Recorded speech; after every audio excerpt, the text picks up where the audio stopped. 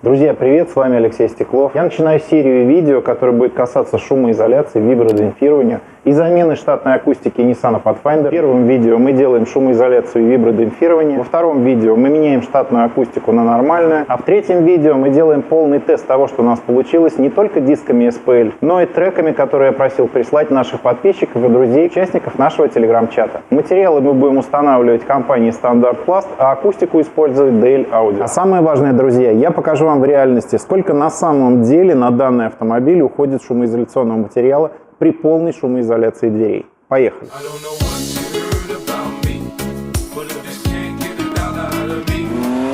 Какой инструмент понадобится для всей этой процедуры на Nissan Pathfinder? Это прежде всего нож для разборки и разъединения пластиковых деталей. Но вы, конечно же, можете воспользоваться специализированным инструментом, специально для этого предназначенным. Фигурная отвертка и торцевая головка на 10. И очень важный инструмент — прикаточный ролик бочкообразный. Многие поставщики шумоизолирующих материалов продают ролики сами, но у них, как правило, они цилиндрические. Но именно бочкообразный ролик правильно выдавливает воздух из наносимого шумоизолирующего материала. Первое, с чего начинаем, это демонтаж обшивок.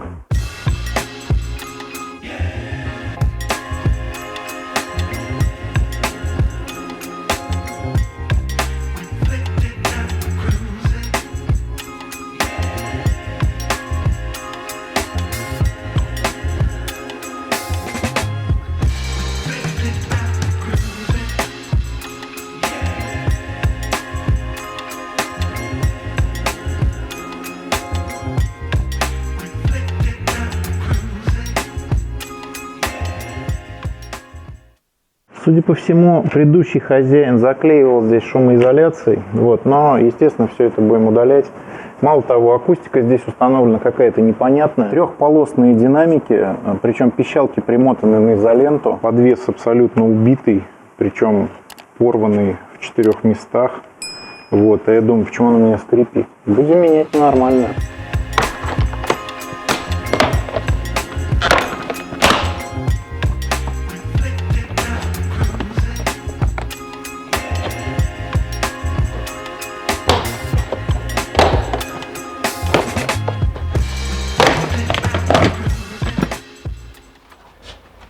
Пластик также буду замывать и вибродемпфировать, потому что это мне не нужно, потому что акустика будет достаточно мощная, и это все будет отыгрывать, если это не завибродемпфировать. Здесь тоже установлены не родные колонки, здесь стоит двухкомпонентная акустика другого производителя, причем она врезана в корзину прямо штатной колонки. Раньше так делали, в колхозных сервисах иногда так поступали.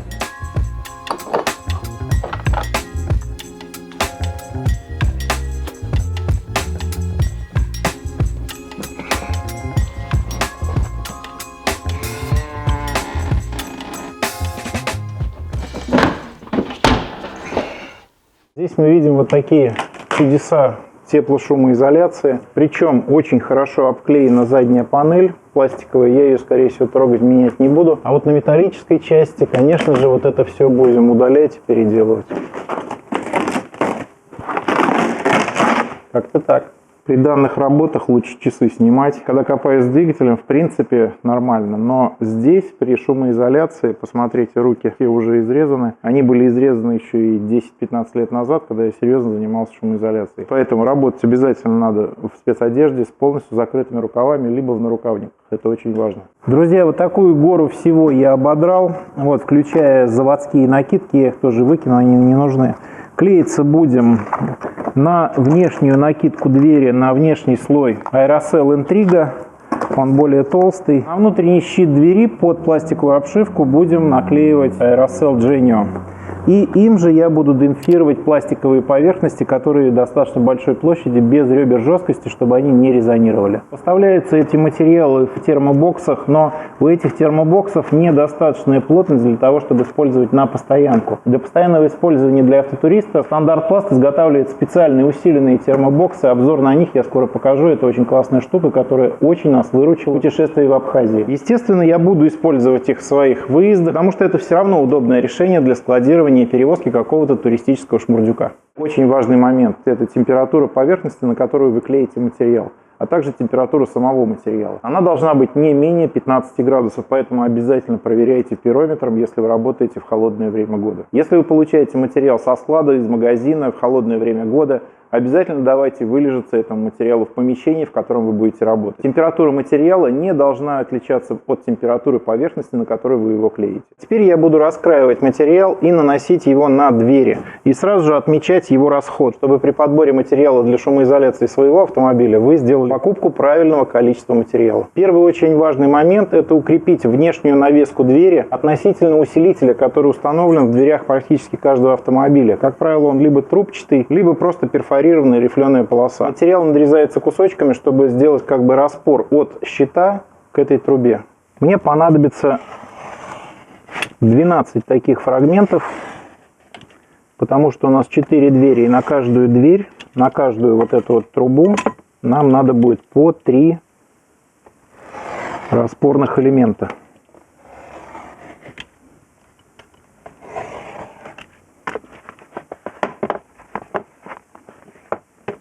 В двери мне будет это сложно вам показать, как это работает, поэтому я это покажу на трубе и ровной поверхности. К примеру, это наш продольный усилитель, который установлен в двери. Это внешняя накидка двери. Берем наш усилитель, приклеиваем к поверхности двери, заворачиваем и фиксируем на усилитель, продавливая под ним, чтобы максимально связать продольный усилитель и внешнюю накидку двери. Следующий фрагмент клеится во встречном направлении.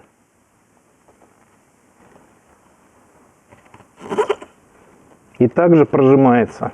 Таким образом мы связываем большую площадь накидки двери с продольным усилителем. Выполняем эту процедуру на всех дверях и переходим к вибродемпфированию общей поверхности. Все поверхности в обязательном порядке замываем обезжиривателем. Это очень важно. Водой лучше не мыть. То есть, если у вас здесь грязная поверхность, пыль, естественно, у вас здесь будет и пыль, и грязь, и водой промывать это не нужно. Только обезжиривателем все абсолютно работы внутри двери. Клеивать усилители лучше симметрично во всех дверях, абсолютно одинаково, чтобы вы понимали, что любые искажения, любые деформации, которые вы придаете панелям в ваших дверях, были абсолютно одинаковые. Но больше это касается все-таки фанатов хорошего автозвука, потому что даже на это они обращают внимание. Беру следующий и ставлю единичку. Это мы ведем учет материала, как мы его расходуем. Сейчас нам необходимо заклеить верхние панели под стеклами, которые находятся над усилителем, который мы только что проклеили. Для этого берем целый лист, раскраиваем его пополам, он пойдет на правую и левую сторону сразу. Отклеиваем защитный слой. Можно полностью. Панели получаются достаточно жесткие, чтобы очень просто их устанавливать. Протаскиваем ее внутрь сразу до конца, практически до упора. И обязательно этот слой упирать прямо в торец. Достаточно проклеить просто самую большую поверхность, которую вы можете достать. Туда будет достаточно сложно забраться роликом, поэтому я работаю в основном руками, потому что роликом сюда залезть достаточно сложно, но я обязан был сказать о том, какая технология обязательно при нанесении этого материала. Верхняя панель у нас наклеилась где-то вот в этой вот области. И сейчас, казалось бы, можно наклеить целый лист, потому что как раз он перекроет всю область. Но из-за того, что технологическое отверстие здесь недостаточной ширины, я его отрежу где-то вот так вот и установлю целиком. Соответственно, у нас уйдет почти 2 листа.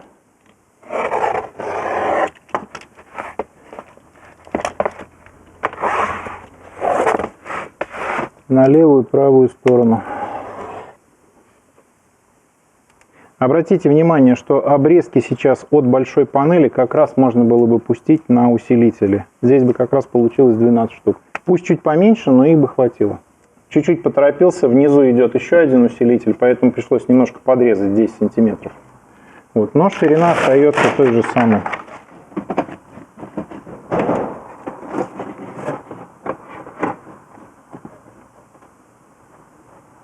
И также до упора, насколько можете его подвинуть влево.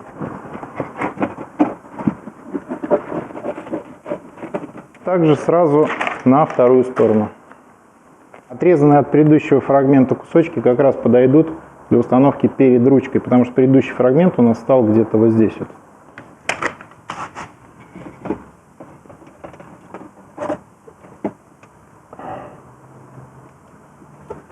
Есть мнение, что данный материал аэросел нежелательно крепить внахлёст друг на друга. Для этого в комплектах специально продаются соединительные полосы. Но я сторонник немножко другого мнения. Я достаточно сильно прокатываю нахлёсты, даже пальцами. У меня железные пальцы. И никакого воздуха там не остается. Но я бы рекомендовал не нарушать технологию и клеить именно в стык и сверху перекрывать полосой, которая идет в комплекте. Здесь внутри в двери проходит усилитель. И как раз под ним остается тот самый промежуток, который встанет наш предыдущий обрезок. Вот сюда вот. Укреплять эту часть очень важно. Почему? Потому что здесь стоит динамик. И это очень сильно влияет на звук. Осторожненько заводим, аккуратненько. Вниз не бросаем. Почему? Потому что там находится отверстие для стока воды. Поэтому эту панель нижнюю прижимаем к усилителю снизу. Здесь нам пригодится валик, потому что рукой туда просто не залезть. Можно еще сюда одеть какой-нибудь удлинитель, вот, чтобы прокатать прям по всей длине. Заклеены области здесь, вот так вот и самый низ. Сейчас идеально встанет панель вот эту область, но она слишком большая, и я ее подрежу где-то на 8 сантиметров. Записываю еще 2 листа, подрезаю.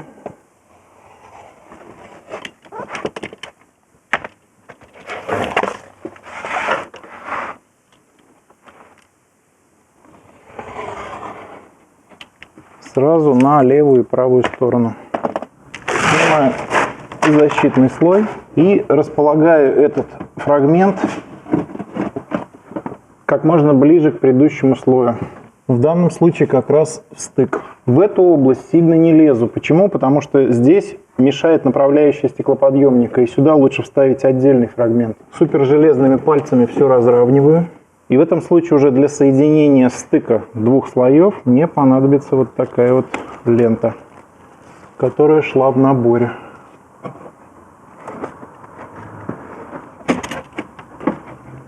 На правую сторону также клеим горизонтальный фрагмент и стык обрабатываем дополнительной полосой. Наступает час Х того самого первого фрагмента, из которого мы делали усилители на продольные усилители дверей.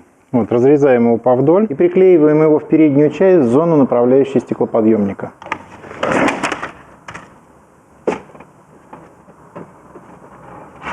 Его ширина просто идеально, чтобы зайти за направляющий стеклоподъемник. И прямо кончиками пальцев я его могу ухватить. То есть все стало очень хорошо. Не забываем вторую сторону. И остается последний кусок из наших обрезков, который встанет четко по центру двери. Устанавливаем его четко под нижним усилителем в торец к предыдущему установленному элементу. Остается проработать стыки всех слоев лентой. Итого на передние двери у нас ушло 6 листов материала аэросел Intriga. И передние двери готовы. Вы когда-нибудь слышали такой звук в автомобиле?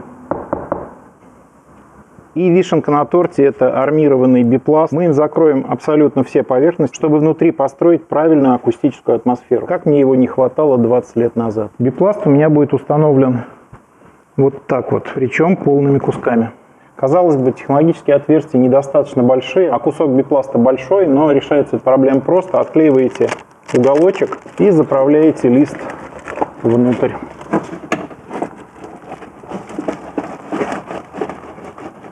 Полностью распределяете и выравниваете его внутри, размещаете в нужном месте, фиксируя уголком, который вы очистили.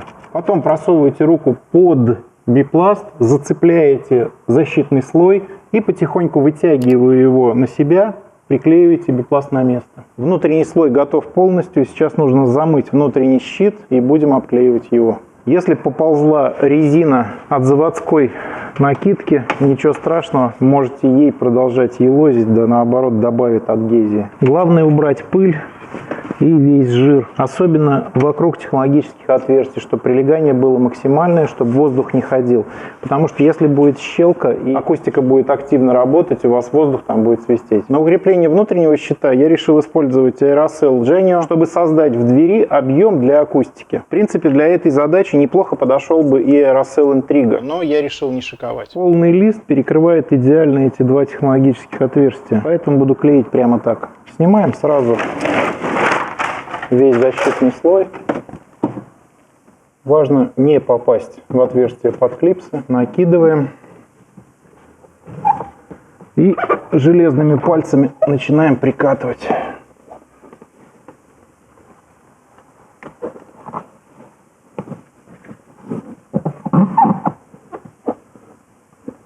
Можно отформовать немножко нишу.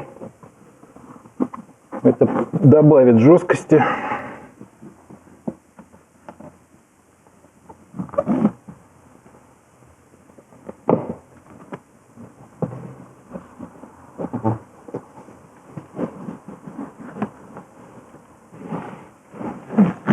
Готово. Если бы я всерьез готовил эту машину по автозвуку, я бы как минимум сюда в нише добавил по перегородке. А в идеале бы, конечно, вырезать вставки из фанеры, полностью закрыть и только потом уже обклеить аэросолом. У нас остается два основных больших технологических отверстия и куча мелких. На все это я постараюсь потратить буквально один лист аэросола. Идем в, так сказать, экономном варианте. Режу его пополам и этот пополам. Итого у нас получается из целого куска сразу на две двери. Как я говорил раньше, лучше делать заготовки сразу на две двери симметрично. Соответственно, располагать каждый из модулей тоже нужно симметрично. Это гарантирует одинаковый звук однозначно и упростит вам работу. То есть вы не будете опять заново думать, куда там приляпать какой-то фрагментик.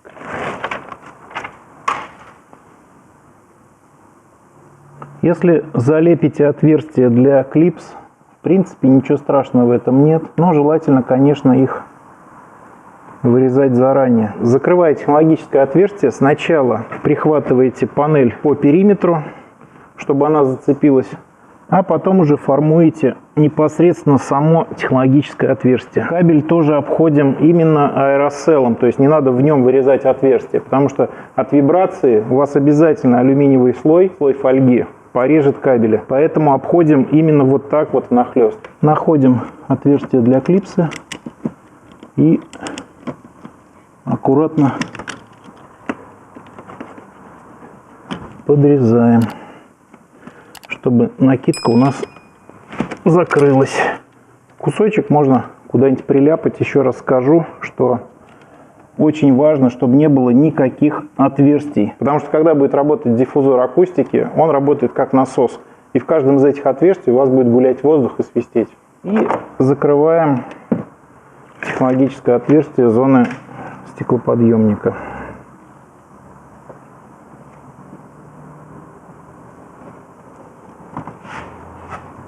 Периметр, кабель и прорабатываем отверстие.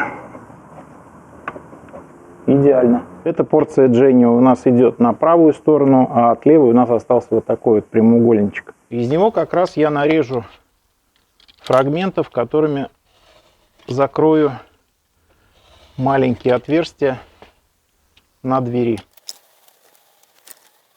В итоге на внутренний щит двери уходит 1,5 листа Aerocell Genio. Можно было, конечно, закатать сюда и 3 листа, но мы же экономим. На задних дверях история попроще. Здесь в средней части проходит продольный усилитель, поэтому мы можем заклеивать в принципе 2 листами. Один наверху, другой внизу. Но надо будет подрезать где-то на 7-8 сантиметров каждый из них. Готовим сразу 4 панели Aerocell Intriga. Записываю их в нашу бухгалтерию. И, как я говорил, отступаем где-то 8 сантиметров от края, раскраиваем. У перфекционистов сейчас, наверное, кошки скребут по душе, что я не отмеряю ничего линейкой и режу тоже без линейки. Здесь нанесена специальная разметка, так что можно очень легко ориентироваться при раскрое. Обязательно замываем все обезжиркой.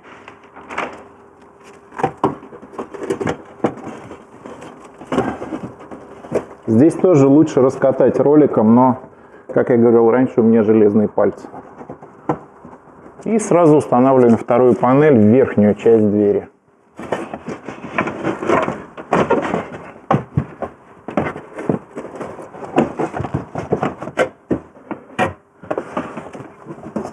Здесь можно ее также упереть в торец двери, потому что здесь достаточно большая площадь без рельефа, то есть ее необходимо укреплять. Особенно учитывая тот факт, что в задних дверях у нас будут стоять басы. На правую сторону клеим также симметрично верх и низ, и у нас остается 4 детали, которые мы обрезали от предыдущих листов. Они у нас идеально встанут. Одна целиком в самом низу двери, и 2 оставшиеся делим пополам. И устанавливаем верхнюю и заднюю часть задней двери.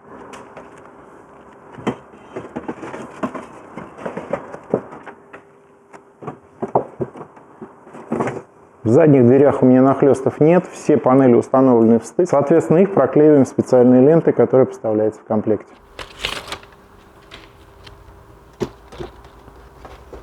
Наш броневик готов. И клеим армированный бетопласт. Также отклеиваем угол. Если у нас сейчас прилипнет, вы его уже не отдерете. Вот, и придется брать новый кусок. Поэтому очень аккуратненько заводим полость. И рукой изнутри приклеиваем пальцы к нему. И протаскиваем аккуратно внутрь. Заводим остальную часть внутрь и расправляем его внутри, придерживая приклеенными пальцами угол. Отклеивайте перчатку. И аккуратно заводите на нужное место клейкий угол. Дальше засовываете руку в нишу, цепляете угол, который вы отвели вверх, и потихонечку стягиваете защитный слой. Потихоньку, аккуратно, разравнивая бетопласт на щите. Все готово. Внешняя часть обшивки задней двери готова. И здесь мы не можем обойти бетопластом усилитель, потому что он находится очень близко к стеклу подвижной рамки. Вот поэтому мы его обходим. Нам остается все замыть обезжиривателем на внутреннем щите и заклеить технологические ниши Aerocell Genio. На заклеивание технологических отверстий в задних дверях Nissan Pathfinder нам потребуется 3 листа материала Aerocell Genio. Раскраиваем его чуть шире середины, то есть отступаем 10 сантиметров.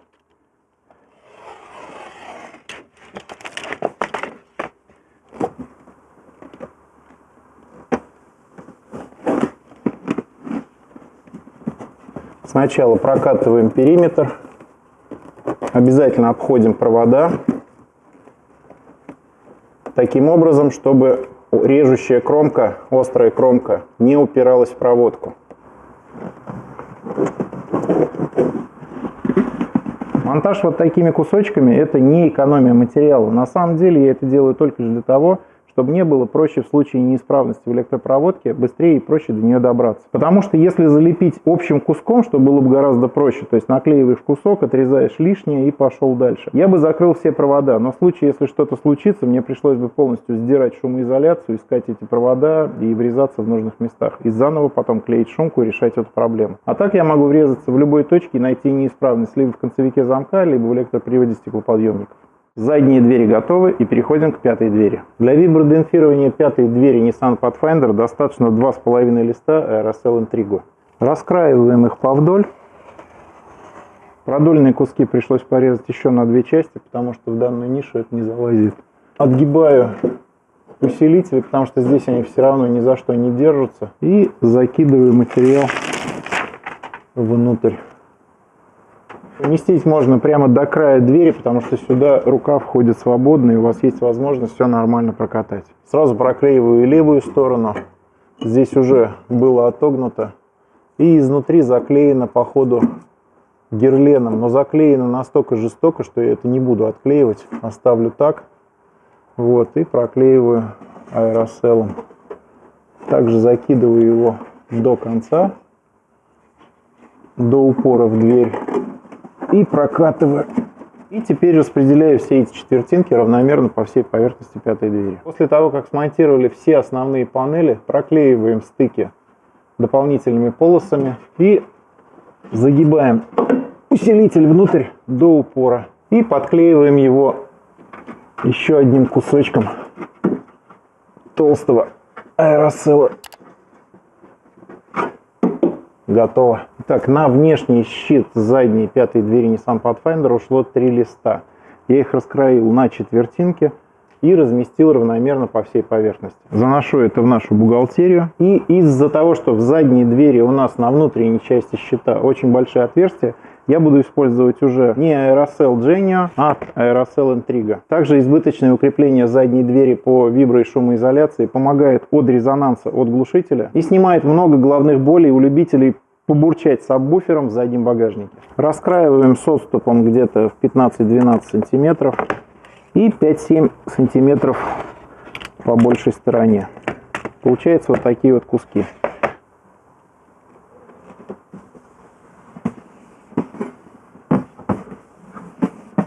Прокатываем так, чтобы почувствовать ребро внутренней ниши. Это будет говорить о том, что у вас панель установлена четко. Но это касается обладателей железных пальцев. Если у вас таких нет, берете ролик и раскатываете, как положено по технологии. С левой стороны двери расположены клеммы. Их заклеивать не нужно. Отгибаете кронштейну немножко внутрь и полностью ровно заклеиваете. Замок заклеивается просто. Снимаете тросики.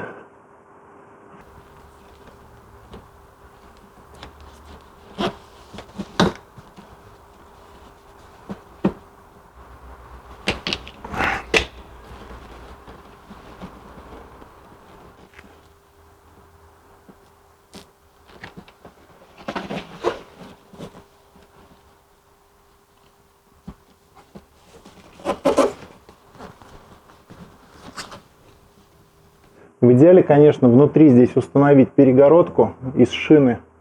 Вот. Но я оставлю так, потому что у меня бывают вопросы, скажем так, к замку. Вот, поэтому я оставлю так. После того, как все проклеите, очень важно проверить работоспособность замка. Особое внимание к нише, где располагается ручка аварийного открывания. Я ее заклею более тонким аэросолом и красного цвета, чтобы ее можно было просто найти в случае необходимости. При желании внутреннюю поверхность пятой двери можно обработать бетопласт, но я этого делать не буду, потому что у меня нет в этом необходимости. И переходим к пластику. Первое, что нужно сделать, это ободрать вот этот вот ковер, как я его называю, потому что мало того, что он выглядит непрезентабельно, он еще и со временем начинает очень плохо пахнуть. Отходит достаточно легко. Главное, когда будете сдирать, следите, чтобы не остался клей, потому что замывать его будет потом очень сложно. Что у меня и произошло. Далее изучаем панель на предмет того, как она устроена. Как правило, они состоят из нескольких элементов.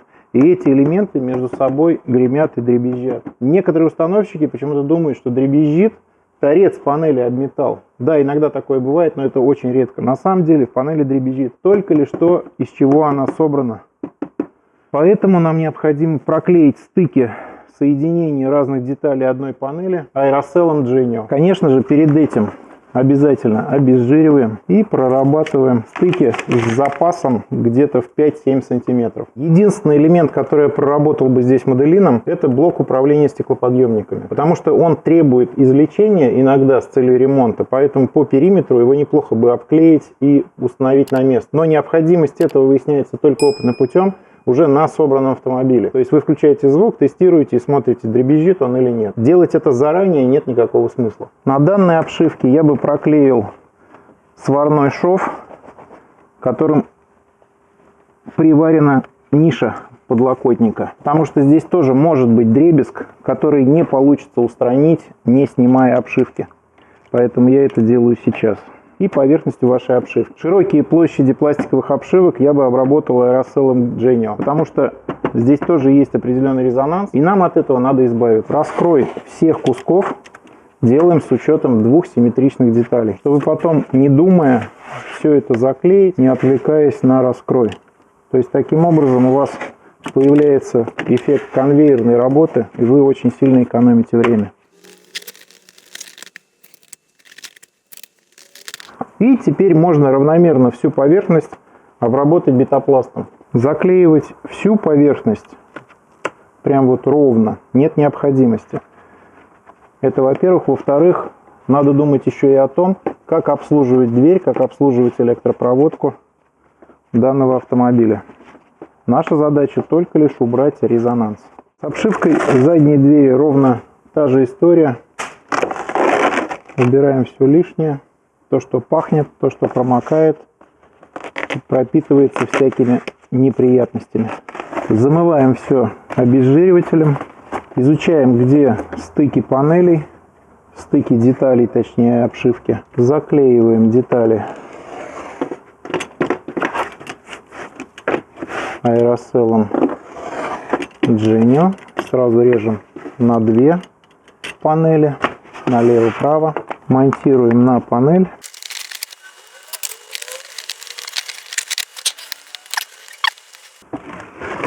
И можно сразу, соединяя стык деталей, укрепить карман обшивки.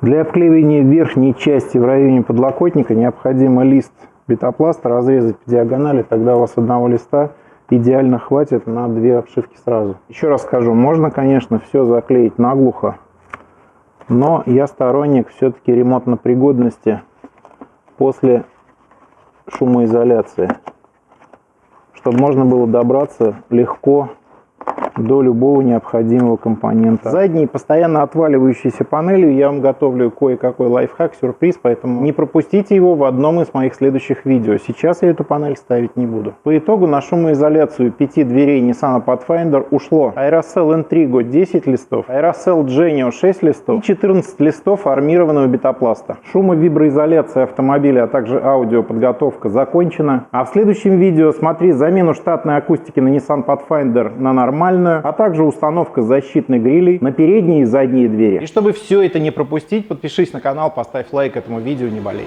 Пока! Собаки лают, караван идет, и провокация тут не пройдет. Собаки лают, а мне пофиг, дым.